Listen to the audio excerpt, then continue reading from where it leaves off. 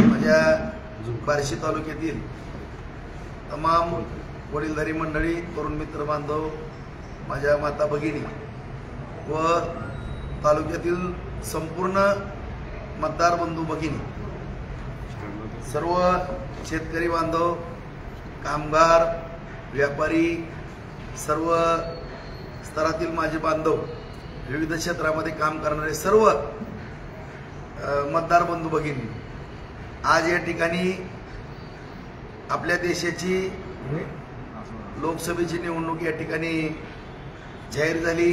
प्रचाराची रणधुमाळी सर्वत्र चालू असताना माझ्या जीवनामध्ये ज्याही निवडणुका पाहिल्या त्या सर्वात एक वेगळी ही निवडणूक मला पाहायला मिळाली. आणि या निवडणुकीला महत्त्व प्राप्त होण्याचं कारण की आपल्या देशाचे पंतप्रधान आदरणीय नरेंद्र मोदी साहेब यांनी संपूर्ण 14 ते 24 या कालखंडामध्ये केलेलं सर्वसामान्य जनतेकरता काम. आणि मी सातत्यानं भाषणामध्ये सांगत आलो की आपली जगामधल्या असंख्य देशाची अर्थव्यवस्था विस्कटली होती. शेजारच्या सुद्धा एवढं चायनाची सुद्धा इंग्लंडसारख्या देशाची अर्थव्यवस्था विस्कळली. पाकिस्तानच्या बाबतीमध्ये तर बोलण्याचा प्रश्नच उद्भवत नाही. आणि ती अर्थव्यवस्था मजबूत ठेवली. आता मी त्या जास्त खोलावर जात नाही, तालुक्यावरती येतो. आणि ती अर्थव्यवस्था मजबूत ठेवली. एकनाथ शिंदे मुख्यमंत्री झाले, फडणवीस साहेब उपमुख्यमंत्री झाले, दादा या सर्वांच्या माध्यमातून आज आपण बार्शी तालुक्याला जवळपास, मलाही वाटत होतं की 2,500 कोटीचा निधी आम्ही आणू शकतो. परंतु मी पूर्वी 4 ते 9 या कालखंडामध्ये आमदार असताना एक चांगल्या पद्धतीचा निधी आणण्यामध्ये यशस्वी झालो होतो. त्यानंतर आता 21 महिन्यामध्ये साधारण सर्वोच्च निधी आणण्याचा पराक्रम या ठिकाणी बार्शीमध्ये झाला. याकरता मोदी साहेबांचे आशीर्वाद, एकनाथ शिंदे साहेब, फडणवीस साहेब दादांचं सहकार्य, खास करून फडणवीस साहेबांनी विशेष लक्ष या तालुक्याकरता दिलं. आज या ठिकाणी गेली 30 वर्ष झालं या राजकारणाच्या सरीपाटावरती मी काम करत असताना सुरुवातीपासून माझी एक भावना होती की या तालुक्यामधली दादागिरी संपली पाहिजे. ती संपली. या तालुक्यामध्ये पाणी आलं पाहिजे, शेतकऱ्यांच्या शेताला पाणी मिळालं पाहिजे. तो प्रयत्न यशस्वी होताना दिसतोय. जवळपास 50%हून अधिक आपण त्याच्यामध्ये यशस्वी झालेलो आहे. भविष्य काळामध्ये आपल्याला त्या ठिकाणी यश संपादित करायचं आहे बांधवांनो. त्याचबरोबर MIDCच्या माध्यमातून उद्योगधंदे उभारले पाहिजे. ते उद्योगधंदे उभारताना आपल्याला दिसत आहेत. आज इंद्रेश्वर कारखाना, त्यालाही फडणवीस साहेबांनी मदत केली, बंद पडू लागला होता. आर्यन बंद पडला होता, त्यालाही मदत केलेली. भविष्यात आपल्याला संतनात चालू करायचं आहे. संतनातच्या जागेमध्ये आपल्याला MIDC करायची. उपळा या ठिकाणी MIDC करायची. कौडगावला ऑलरेडी MIDC मंजूर आहे. आणि या ठिकाणी टेक्स्टाईल पार्कचं सगळं प्रपोजल तयार आहे. मी भाषणामध्ये पण सांगितलं की बार्शी टेक्स्टाईल मिलचा विषय आहे. त्याचबरोबर रेल्वेच्या जागेमध्ये मेडिकल कॉलेजचा एक विषय होऊ शकतो. त्या दृष्टिकोनातून प्रयत्न करणं गरजेचं आहे. ते प्रयत्न आपण करू शकतो. त्याचबरोबर आता उपसा सिंचनचं काम चालू आहे. 12,550 हेक्टर जमीन ओलिताखाली येणार आहे. 3रा टप्पा, जेणेकरून ढाळे पिंपळगावच्या धरणात पाणी आणण्याची मंजुरी आणखीन घेणं बाकी आहे. भोगावती नदीमध्ये पाणी घेणं, त्याच्या मंजुऱ्या घेणं बाकी आहे. त्याकरता आपला पाठपुरावा चालू आहे. 37 साठवण तलाव मंजूर आहेत, त्यापैकी 35चं काम चालू आहे. आणखीनही जवळपास 100चं उद्दिष्ट आपण त्या ठिकाणी 101चं ठेवलेलं आहे. त्याचबरोबर गोरवाड्याला 9 KTवर करायचे आहेत. उर्वरित नद्यांवरती पण KTवर करायचे आहेत, जेणेकरून शेतकऱ्यांच्या शेतीला पाणी मिळालं पाहिजे. रस्त्यांच्या बाबतीमध्ये तर दळणवळणाची साधनं आपण 70%हून अधिक कामं या ठिकाणी ग्रामीण भागातली करू शकलो. मेन रस्ते तर आपण सोलापूर रस्ता, धाराशिव परंडा रस्ता, इडशी टिंबुर्णी रस्ता, आता तुळजापूर रस्ता, या सगळ्या बाबी आपण जवळपास तुळजापूर रस्त्याचं टेंडर प्रक्रियेमध्ये विषय आहे. आणि गावागावामध्ये तर जल जीवन मिशन किंवा कमीत कमी 1 कोटी ते 10-5 कोटीपर्यंत आपण निधी देण्यामध्ये यशस्वी झाले। या ठिकाणी या सर्व बाबी या ठिकाणी होत असताना तालुका हा अर्थकारणामध्ये मजबूत होत असताना मी प्रचार करत असताना मला काही बाबी या ठिकाणी निदर्शनास आलेले आहे, कारण मी एक हाडाचा कार्यकर्ता आहे। त्यामुळं ज्या पद्धतीनं जनतेचा अधिकार असतो एखाद्या लोकप्रतिनिधीवरती की तुम्ही चुकलाय, तुम्ही या ठिकाणी काम करण्यामध्ये थोडी कमतरता आहे, आमचं हे काम झालं नाही, हे होणं अपेक्षित आहे, निश्चितपणानं जेवढाही लोड माझ्यावरती पडत, कारण मला माहित होती की मला 2 वेळेस आमदार केले, 4 वेळेस पंचायत समिती दिली, 15 वर्ष नगरपालिका दिली, ह्या सगळ्याची जाणीव मनामध्ये ठेवून मी काम करणारा कार्यकर्ता आहे। प्रचंड लोड आणि ताण घेऊन या ठिकाणी मी काम करत असताना शेतकऱ्यांना सुद्धा कुठेही अडचण आली नाही। कशाचे पैसे पडतात अकाउंटवर ते पण लक्षात येत नव्हतं। एवढा पैसा आपण 422 कोटी रुपये 5 वर्षामध्ये आपण अतिवृष्टी, सततचा पाऊस, पीक विमा, दुष्काळ निधी, येलो मोजाक हे सगळे निधी टाकले, कुठेही माझ्या दृष्टिकोनातून कमी पडताना दिसत नाही।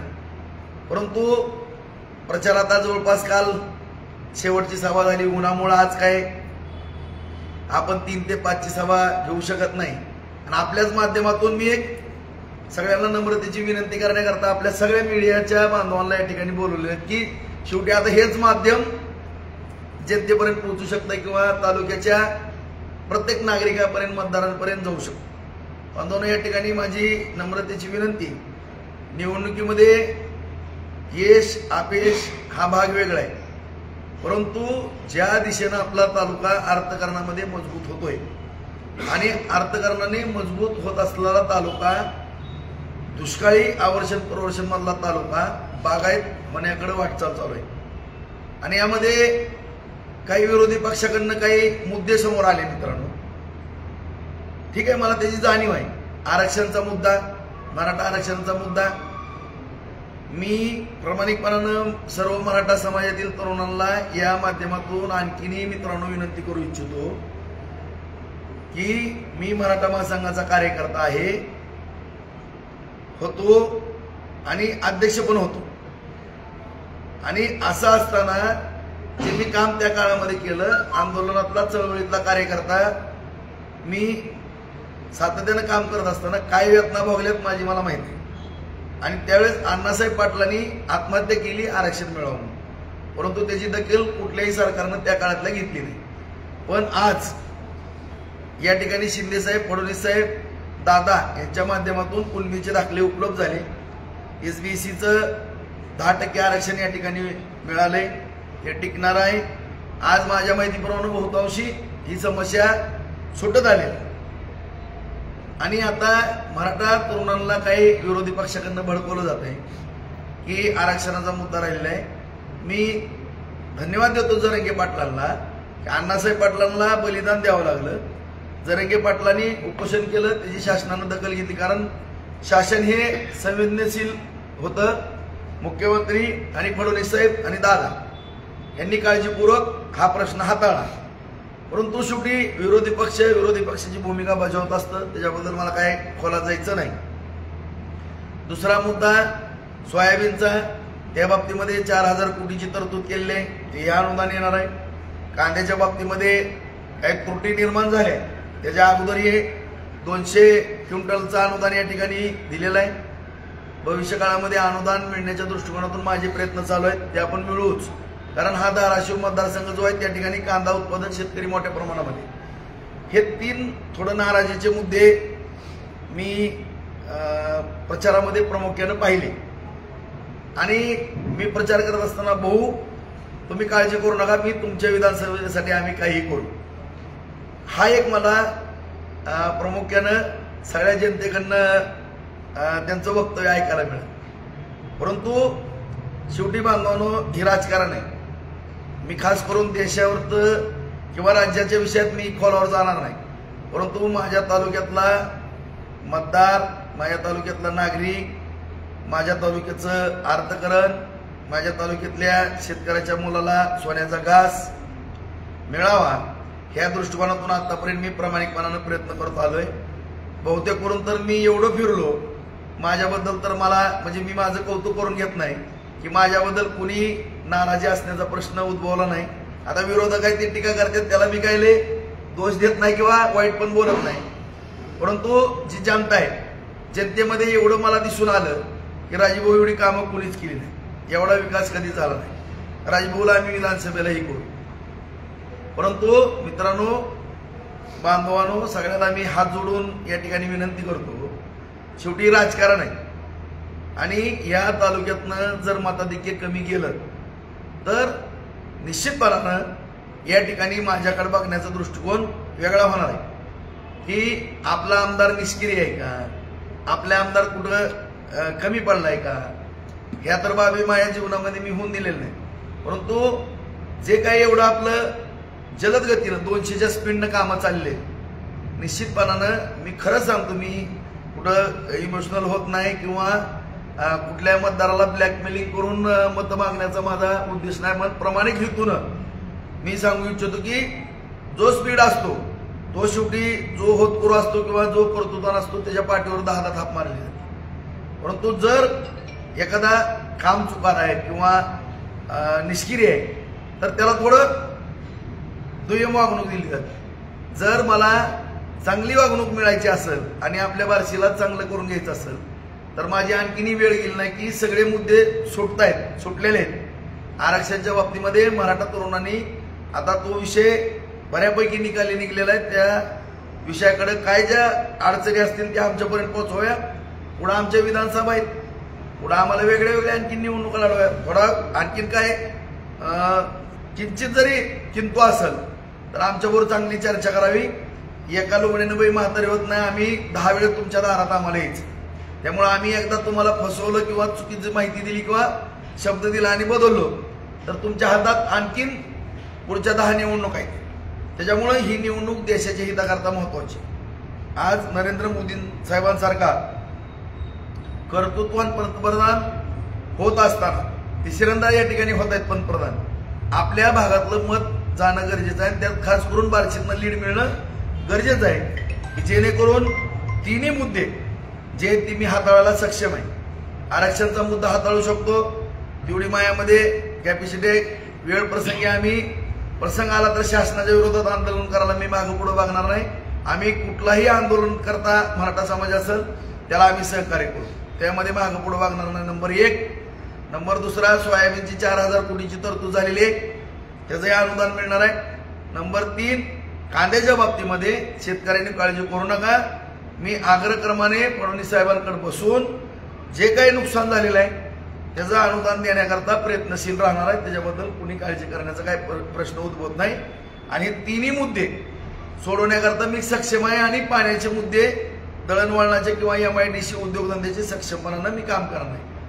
आता माझा असा मराठा समाजातील माझ्या तरुणांना प्रश्न आहे उलट की मित्रांनो, आरक्षण जरी मिळालं, एका गावामध्ये 500 तरुणांना आरक्षण मिळालं तर 2 किंवा 3 तरुणांना, जास्तीत 5 तरुणांना नोकऱ्या मिळणार आहेत।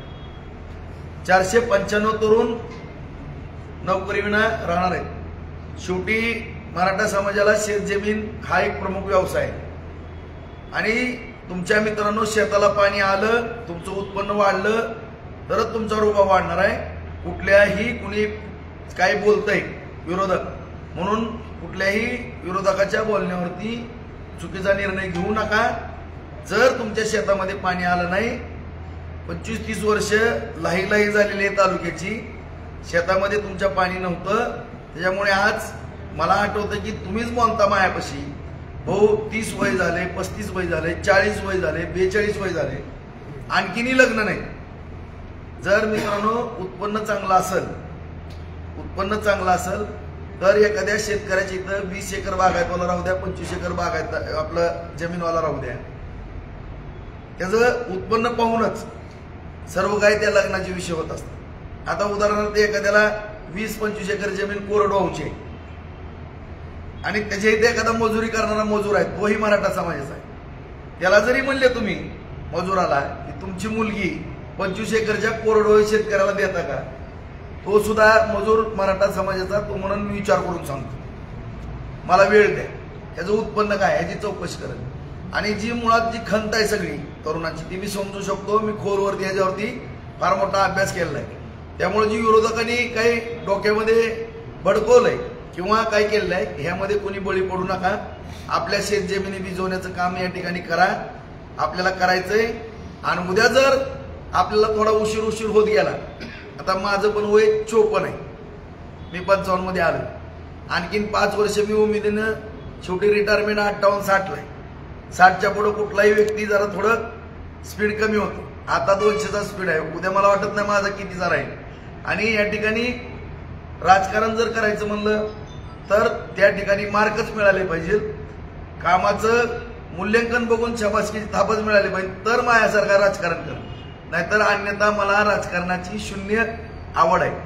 मी 0 मिनिटात राजकारण सुद्धा सोडण्याच्या बाबतीमध्ये मागं पुढं बघणार नाही. कारण जर माझ्याकडनं कामच होत नसेल भविष्यात तर मला ते राजकारण करणं परवडणार नाही.